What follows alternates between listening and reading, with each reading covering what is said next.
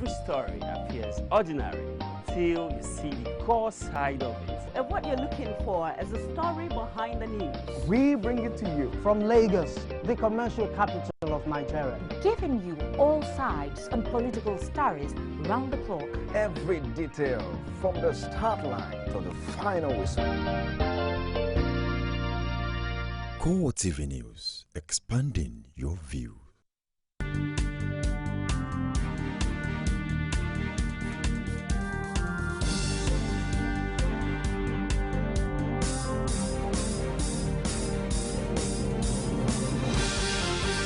Good evening and welcome to CoreTV Primetime News. I am Olajumoke Olatuji. In a major story, the Nigerian Governors Forum expresses readiness to work with the federal government to address the issue of unpaid salaries.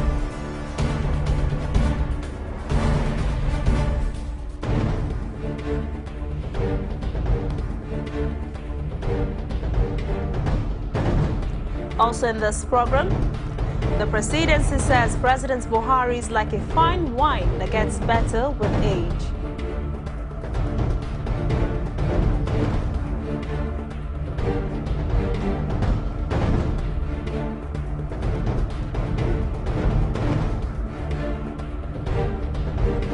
Inspector General of Police Solomon Arase says missing police will not be declared missing until service requirements are met.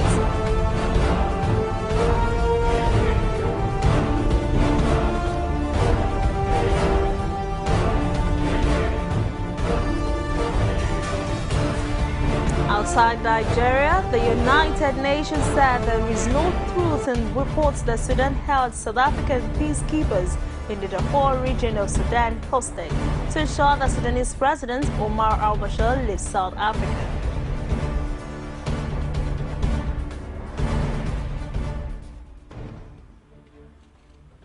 Thank you for joining us. The Nigeria Governors Forum says it will support the federal government in improving the country's economy. This was contained in a communique delivered by the chairman of the forum and governor of Zamfara State, Al-Abdiz Yari, at the end of a closed-door meeting in Abuja. Yari says the focus of the meeting is to find long-term solutions to the numerous economic challenges currently facing the nation. Basiaye has more. The meeting started at about 10 a.m. and lasted for over 5 hours. It is the second meeting of the Nigeria Governors Forum this year and the first within the new administration. Governors from over 20 states attended the meeting. Both governors from the All Progressives Congress and the People's Democratic Party were present, and among them are these notable faces.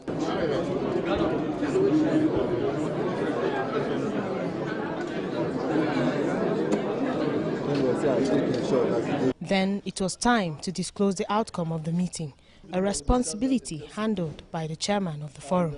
He stated that the governors are working out plans to tackle the country's economic challenges, among other issues. Deliberate extensively on various issues of national interest to be discussed with Mr. President in order to seek a lasting solution for the economic challenges confronting the nation. To undertake the forum retreats dedicated exclusively to how states can become more viable and identify means of improving the governance. For some time now, many states have been struggling with intense financial crisis, which has affected payment of salaries, a situation the forum insists is not peculiar to states.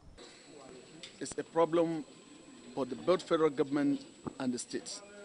You will believe with me that some of the federal agencies for 5, 6, 4 months, some of them have not gotten their salary.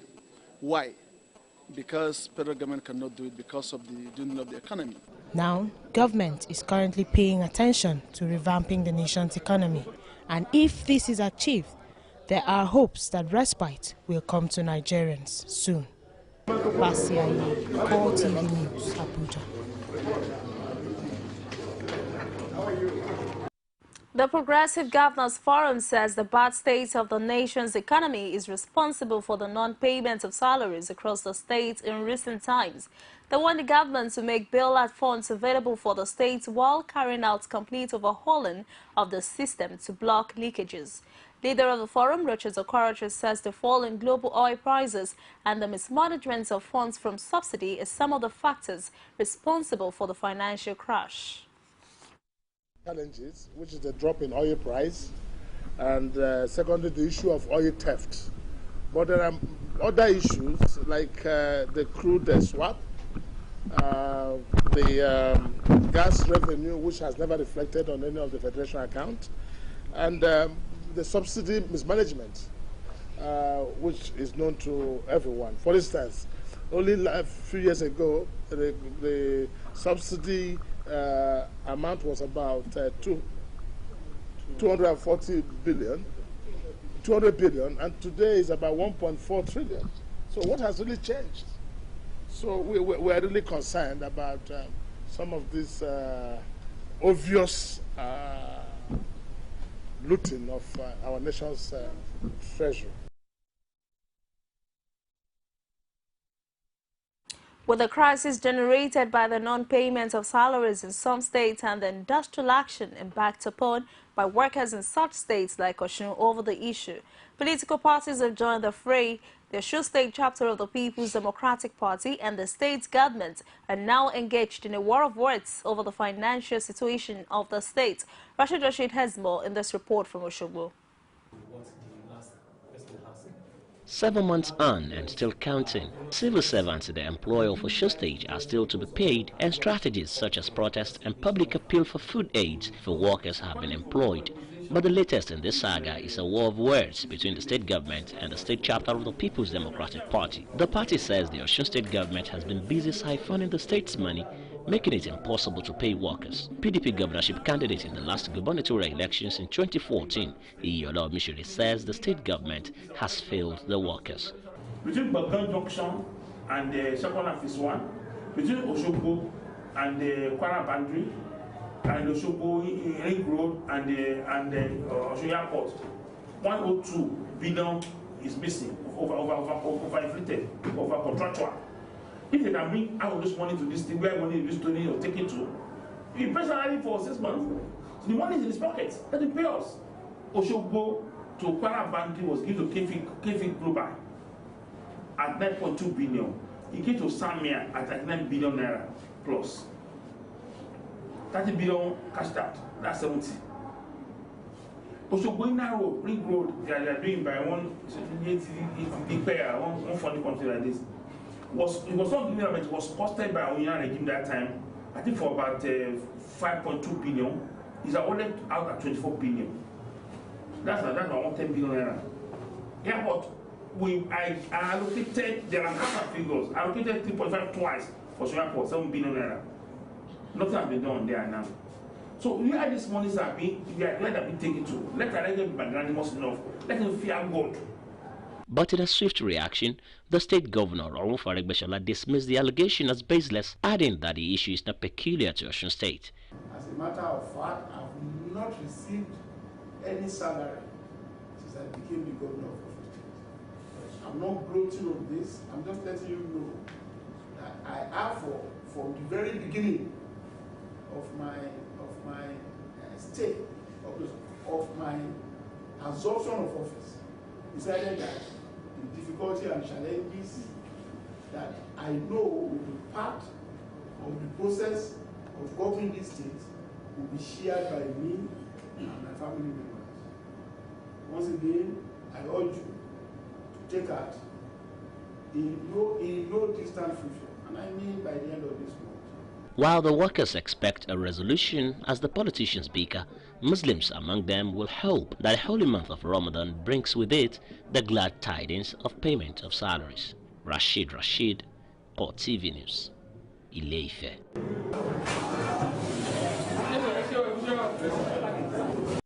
The presidency on Wednesday explained that like a good wine, President Muhammadu Buhari, who will clock 73 in December, gets better with age. Special advisor to the president on media and publicity, Femi Adesina, stated this in a press release issued in Abuja. He was reacting to a statement credited to Buhari during an audience he granted Nigeria's residents in South Africa that his age would limit his performance as the president of the country. Although he admitted that the president made the statement, Additional said it was an admission that Buhari was too old to cope with the demand service office. The presidential spokesman said although at 72, Buhari could not be called a youth, but he has in quantum the wisdom, patience, temperance, and forbearance that age brings.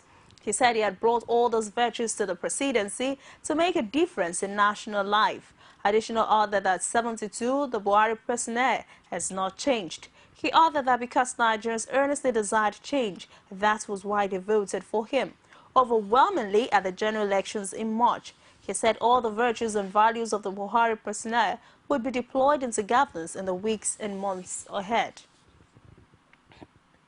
The All Progressives Congress is described as a product of poor thinking and deliberate mischief. The statement credited to the so-called PDP media watchdog, asking President Muhammadu Buhari to resign because of his comments over his age. In a statement issued in Lagos on Wednesday by its National Publicity Secretary, Lai Mohammed, the party said if the authors of the statement had understood simple English, taken the pains to engage in deep thinking and contextualize the context, they would not have rushed to the press to ask the president to resign. APC said within 3 weeks of his inauguration, President Buhari has succeeded in returning Nigeria to the Committee of Nations to such an extent that world leaders are now so eager to engage him on how to assist his country in key areas, including security and the fight against corruption.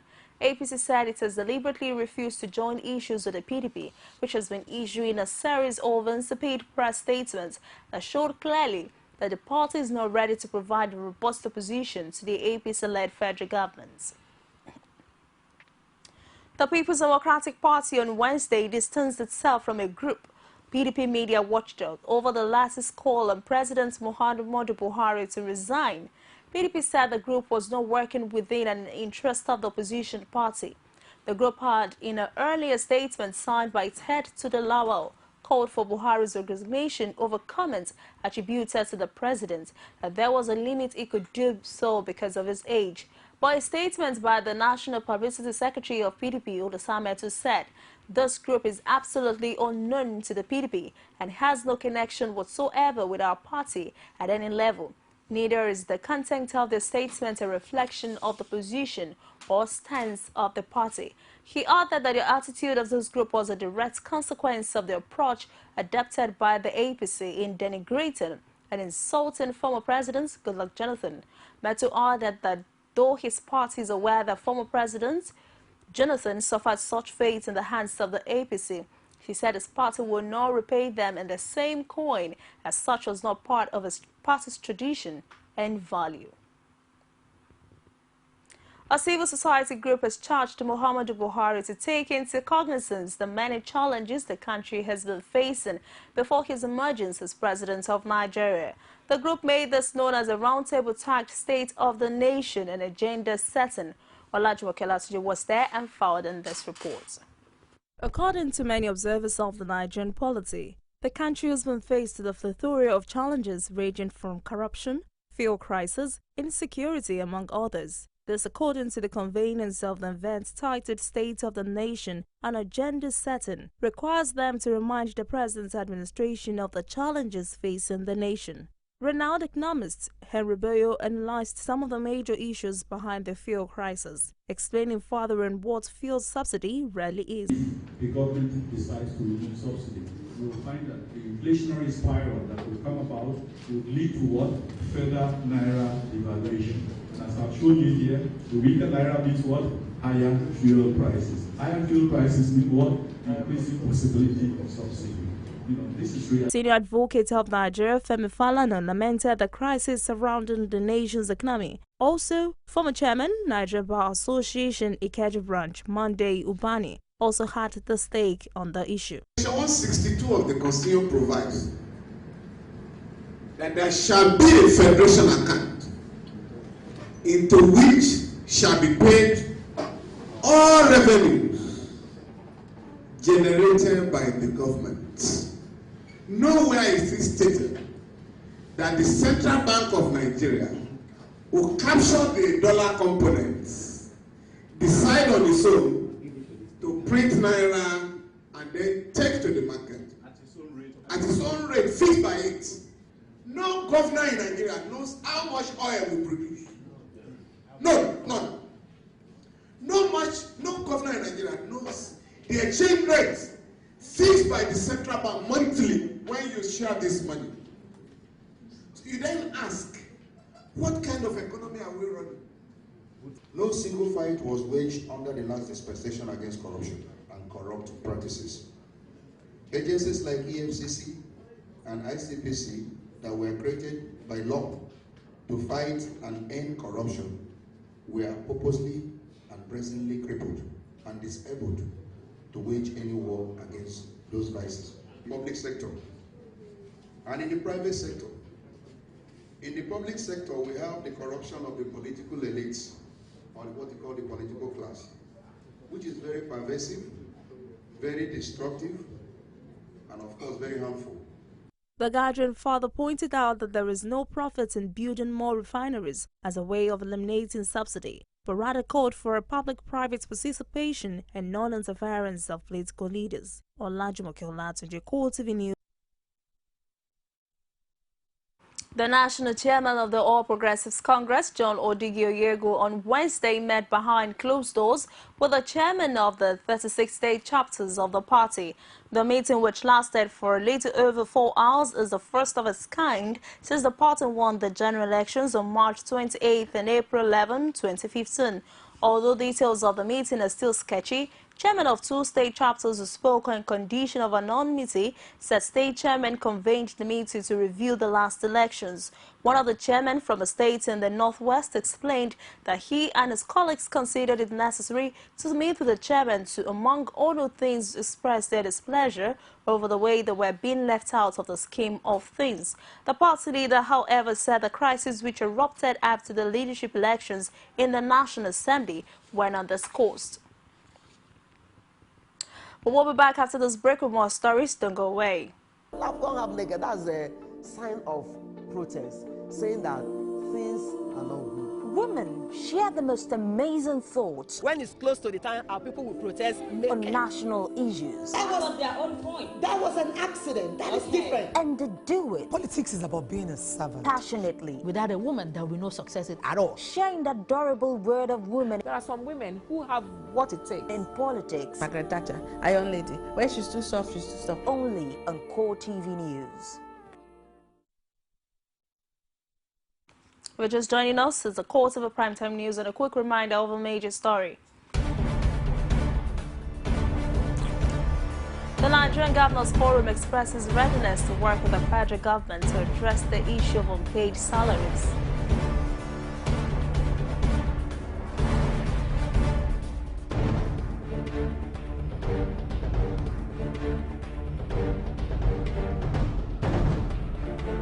The presidency says President Buhari is like a fine wine that gets better with age.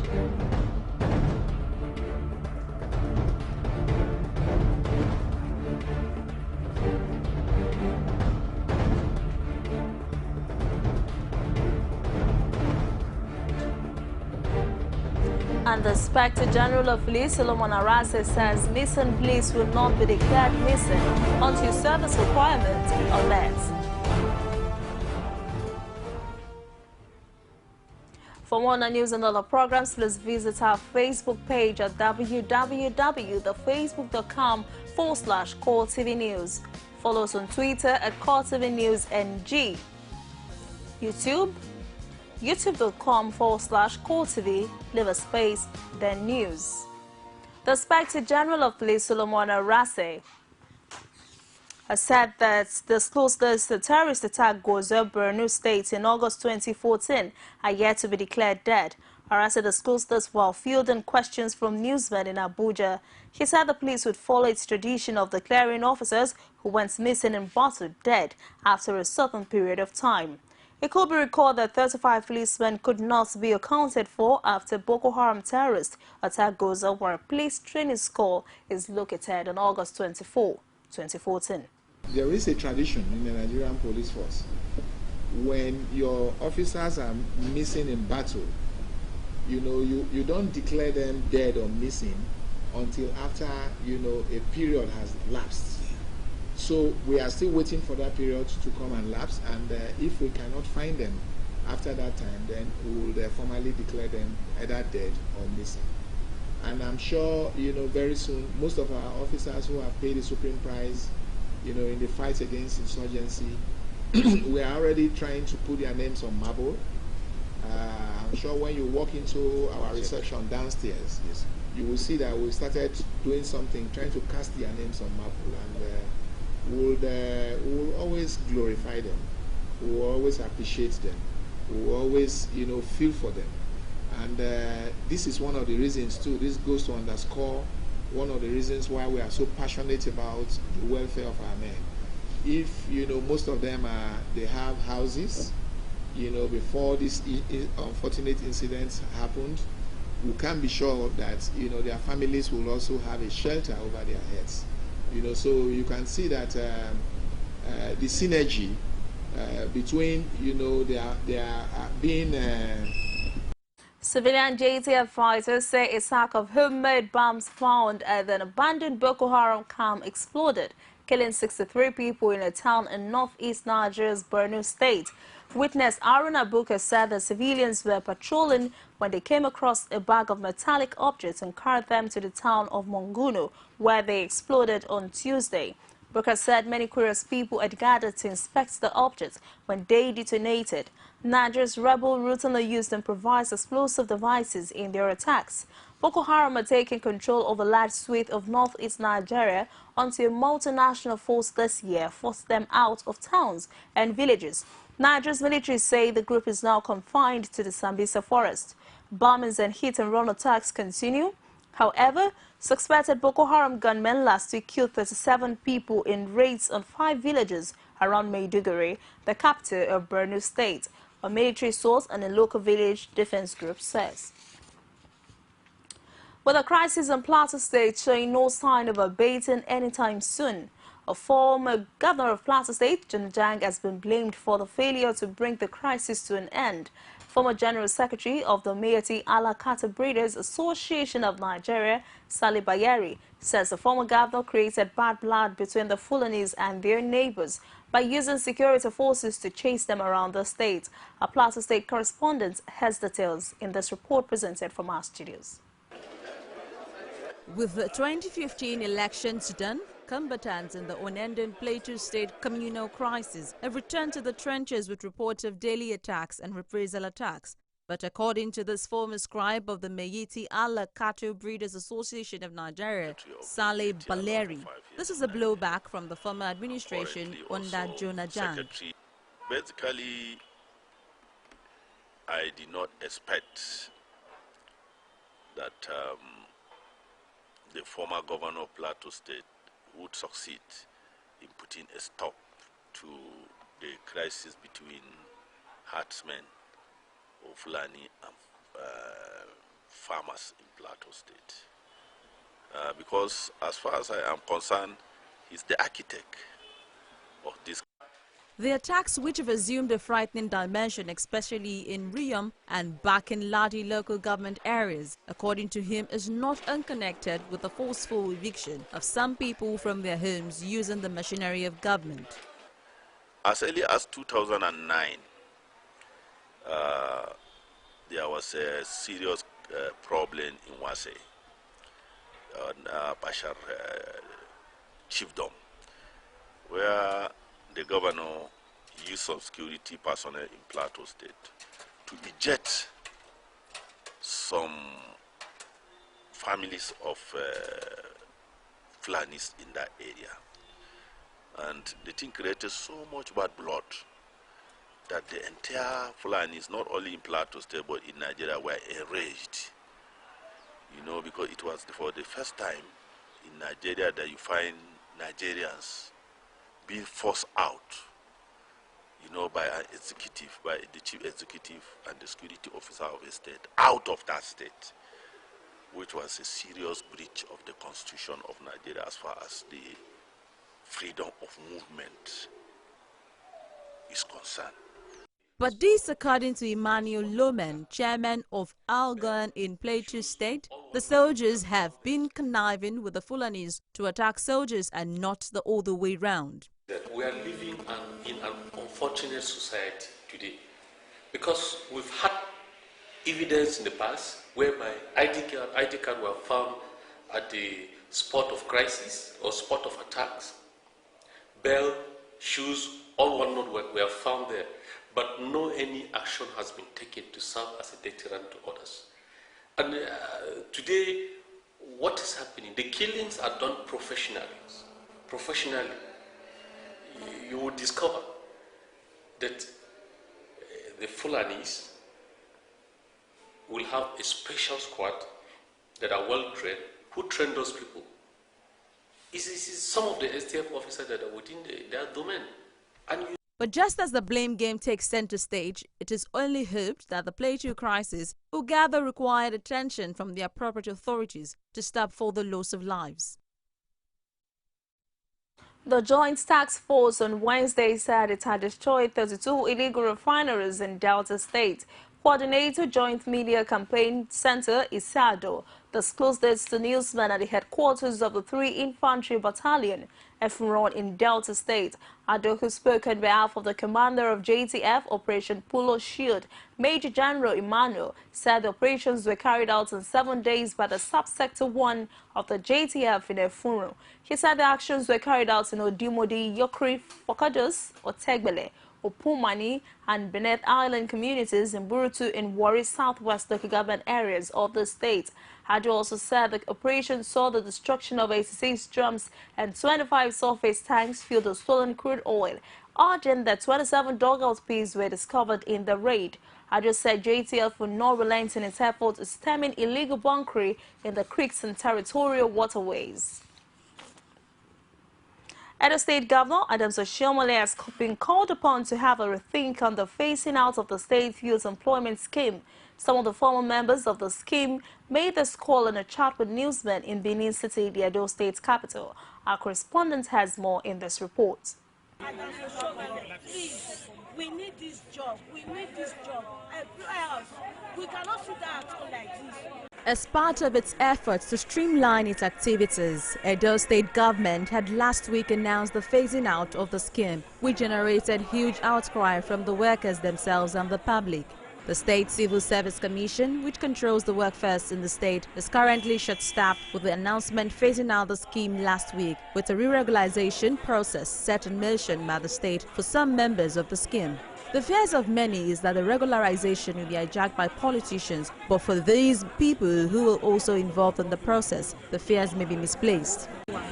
I'm begging Oshiomhole to call us back because it's like, even though he wants to sack us, he's supposed to give us a 2 or 3 months notice and say, between now and so time, people should be prepared. I want to sack you people. Unfortunately, we just come back. We want to come to work. The next news I want to hear now is that Oshiomhole said that we should go and sit down and talk. If we are sitting down, so what are we going to do? Graduates, I can tell you we have no less than 2,000 plus master's holders in this scheme. And we have a lot of PhD holders in this scheme, a lot of lawyers. The lawyers we have here, they are the ones playing the pivotal role in the court. The teachers in this scheme, they are the ones teaching primary school and secondary school. What we are saying that you should kindly consider this scheme back and consider them and recall them back to their duty and ensure that their salaries are being paid to them. But when this situation comes, he has earlier said that some of them are not working. And I've said that if people are not working, it's not to sack both the ones that are working and the ones that are not working. There should be a careful look through the PSs and the director. They, however, say they will continue to work with others through all legal means for the state government to have a change of heart. We are appealing to the state government to look into our plight. Definitely, if you see the youth now, most of us got married here, the workers. Most of us got married to ourselves and we have children. Government cannot just come, just a tickle of an hour and say, go back home, without looking at inward. He's our father. He brought us into this scheme. And I believe we, in our own capacity, have contributed immensely to the development of this state.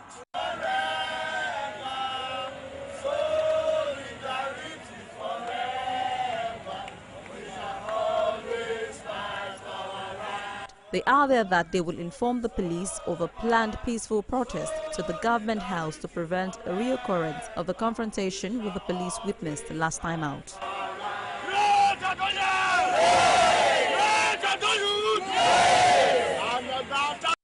With the Judiciary Staff Union of Nigeria still on strike in Edo State, hundreds of applicants are currently jostling for space in the judiciary with the recent announcement of job openings in the state judiciary.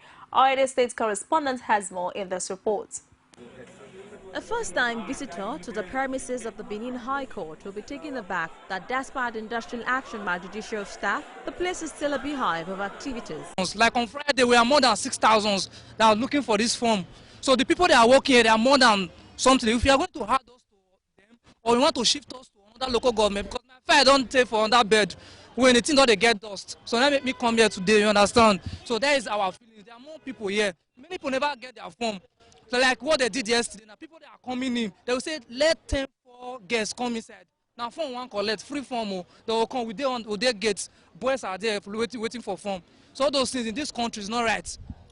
But a closer inspection revealed that these are just job seekers who have responded to the announcements of job openings in the state judiciary. Not good, because there is a gap within the judiciary now that states that those people that were working before, they are not contented with what they have, and they say they are not coming back to work. So the government is trying to replace them now, and I believe that most of us that are here now, I don't think we are wasting our time.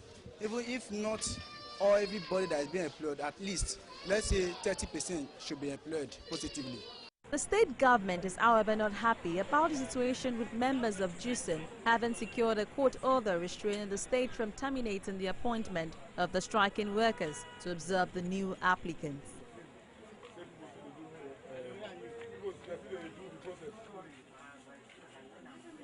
The community of Ashori at Jumwakute in the local government area of Ogun State have been overtaken by flood due to the lack of proper drainage systems in the area.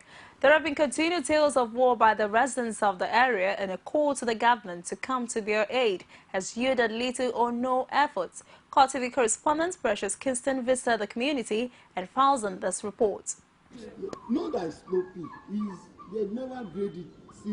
Flood is most times a natural disaster, but what the people of Ashore in the local government area of Ogun State are experiencing can well be described as man-made flood that can be avoided. Moving around the community, it was noticed that the area lacks proper drainage system. Even the effort of the community to channel wastewater has been fruitless, as it has been blocked by refuse.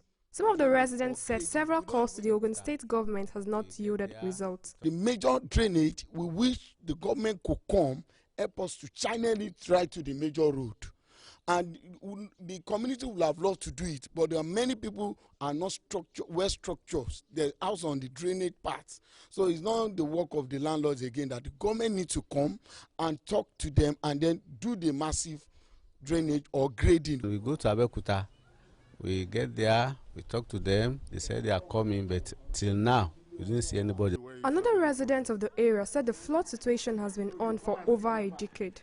The other time, the former commissioner for works came to this area, and he has, he checked it. He said, okay, they are going to do something about it. We are still waiting for them. I don't think it's a new problem. So what do you do when it's not a new problem? I think about 10 years ago or so, when they diverted flood from the other area, Bale to this area, when the problem started. And since then, we've made complaint, CDC, CDA. We had series of meetings. They have been coming. They have seen it. They said, okay, there's no problem. They will work on it. And we have been waiting for them to work on it. Speaking with CoreTV News, Jacob Ogundeji also lamented on the situation, as he has since relocated with his family to avoid the effects of the flood. Water comes. It's very high to our power. We cannot do it alone. Till we left the house, we have to come and rent house here again. until the time. We are waiting for the time when government will stand up and help us, but we don't see anybody to help us. However, this professor pointed out that all they needed was a little support from the government. All we are requesting is a grader. So we appeal to the chairman of the local government, likewise the state governor, to please, in his mercy, look upon us. As the rainy season commences in earnest, Ashore Akute residents are in fear of another season of misery and disaster. Precious Kingston, CoreTV News. The United States of America has reiterated that appropriate policies and research will enhance adequate support for autistic patients in Nigeria. Stakeholders at an autism awareness program organized by the U.S. Embassy in Abuja also urged governments at all levels to increase intervention on autism. This, according to them, will reduce the impact of the disorder. Helen Okpara was at the event. Hannah reporters presented from our studios. One of the first things Angela Ikomola is a mother of 4, but sadly, one of her children is suffering from autism. She says the crisis period for autism patients like her son is continuous. Angela most times wishes her son lived a normal life. The truth of the matter is the rate of autism is increasing. My advice to parents, if there are any parents here, you have to fight this thing. It is in the light of this that the U.S. Embassy is leading in the awareness on the disease and need for interventions by relevant stakeholders. So many other health challenges that we can work together on, and of course, building awareness, finding policy solutions, and expanding medical and social treatment for autism is exactly the kind of thing that, as friends and partners, we should be focused on. For now, autism has no cure and the cause is unknown. Experts say the disease can affect all age groups and cuts across ethnic divides. So, stakeholders present at the event say to check the spread of the disease, adequate policies and research is required. Let me tell you without contradiction that it's even worse when you go to hospital. The other health workers will say, no, he will outgrow it. Using which mechanism, we don't know.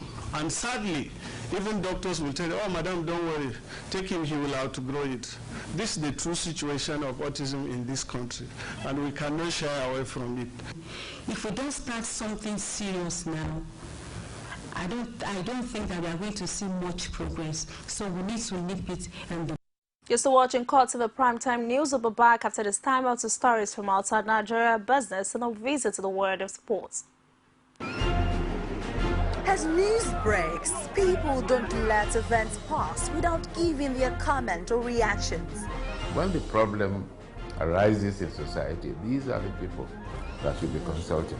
To cleanse the corruption in society, we are not to provide information for good life and also security of life and property in this country. The academic society have the loudest voice on this platform. Whether you call it a sovereign national conference or a national conference, it is about the people of Nigeria. There should be a change in power. In any way they can do it. I think there's a script already. Every Tuesday at 8:45 p.m. on this station. From the Ivory Tower, a must-watch for the learning minds. And outside Nigeria, United Nations has denied a report that Sudanese troops held South African peacekeepers in Darfur hostage. So Sudanese President Omar al-Bashir could leave South Africa and avoid being arrested to face genocide charges.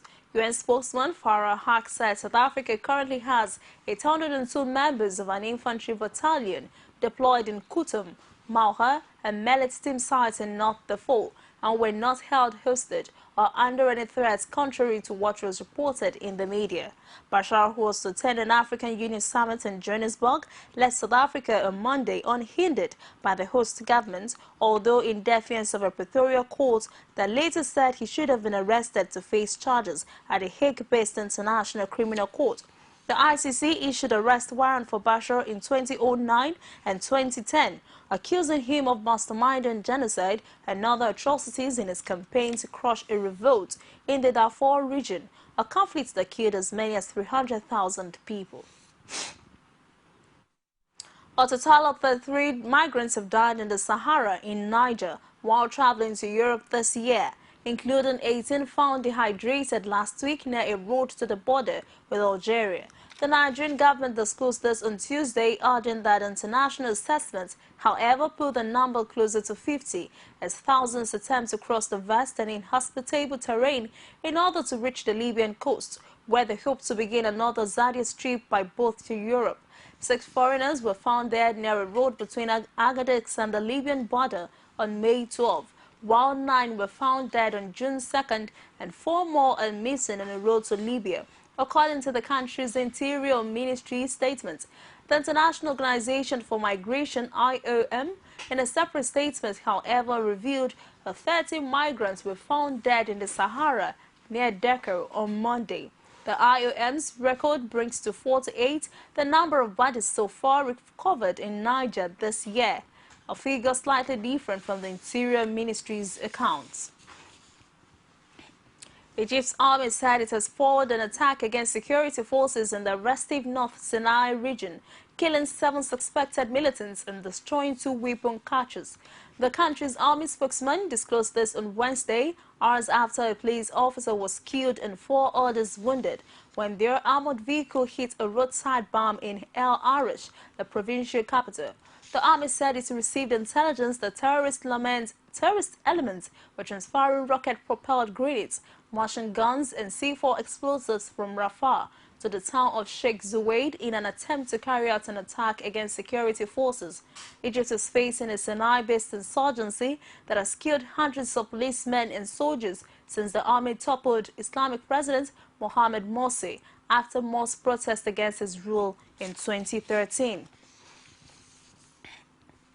Egypt has reopened Sadat Patrol Station after a 2-year closure in a move that reflects government's confidence in security situation. Despite several low-level attacks in the country's capital, the station located below Tahrir Square in downtown Cairo opened to little fanfare early on Wednesday with a large security presence. Authorities shut the station in August 2013 when hundreds of supporters of former Islamic President Mohamed Morsi, hosted by the army after mass protests against his rule, were shot dead at 2 Cairo protest camps and thousands more rounded up. Egypt has defended its actions against protesters, saying they were given opportunities to disperse peacefully, and blamed Muslim Brotherhood militants for the violence. A tiger that killed a man and wounded another after escaping from a flooded zoo in Georgia has been shot dead, the Georgia Interior Ministry says.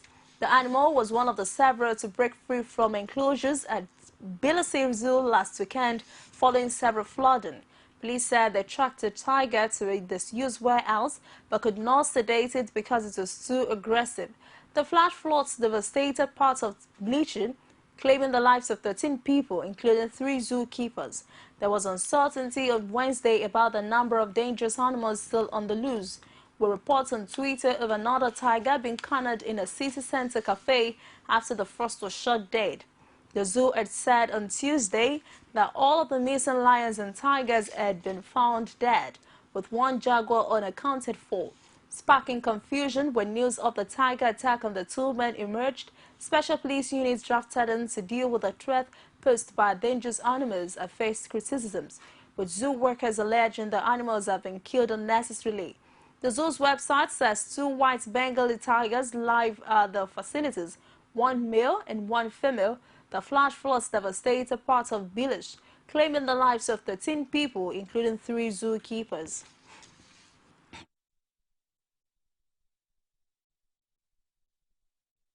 And in the world of sports, 2-time winners United States are into the Women's Cup World Cup last 16, but look short of their best in a labored 1-0 win over Nigeria.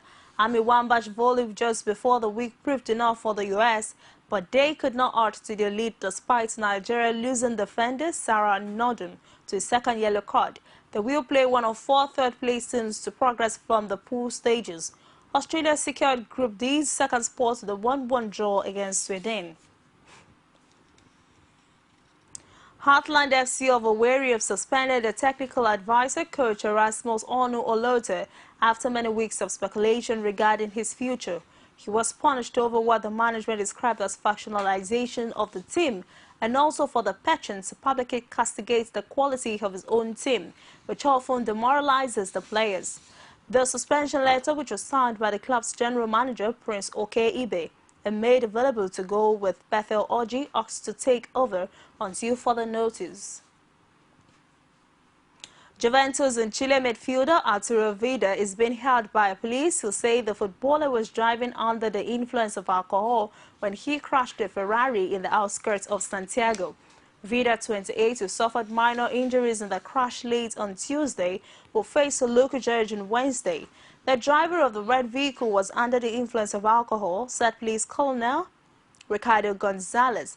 Vidal is on international duty with host nation Chile at the Copa America. He's currently the tournament's leading scorer with 3 goals in 2 games. Swiss prosecutors are investigating 53 cases of possible money laundering in their inquiry into bidding for the 2018 and 2022 FIFA World Cups. Attorney General Michael Lauber said the incidents had been reported by Swiss banks. He said this office was analyzing a huge amount of seized FIFA data in its inquiry. The Swiss investigation is running in parallel to one being carried out by the U.S. The 2018 and 2022 World Cups are awarded to Russia and Qatar, respectively. But leading FIFA officials Domenico Scala has said that what could be cancelled if evidence emerges of bribery. Both Qatar and Russia deny any wrongdoing. FIFA is facing claims of widespread corruption after Swiss police raided a hotel in Zurich, where FIFA is based and arrested 7 of its top executives last month. The 7 were held at the request of the U.S. Justice Department, which has charged 14 current and former FIFA officials and associates on charges of rampant, systemic and deep-rooted corruption. And that's a wrap on CoreTV Primetime News tonight, but before we go, a quick reminder of our major stories. The Nigerian Governor Forum expresses readiness to work with the federal government to address the issue of unpaid salaries.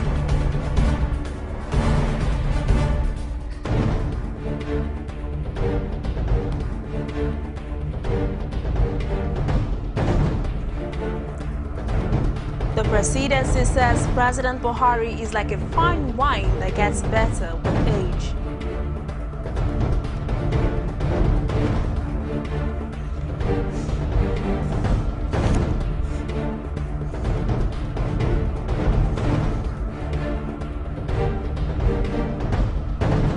Inspector General of Police Solomon Arase says missing police will not be declared missing until service requirements are met.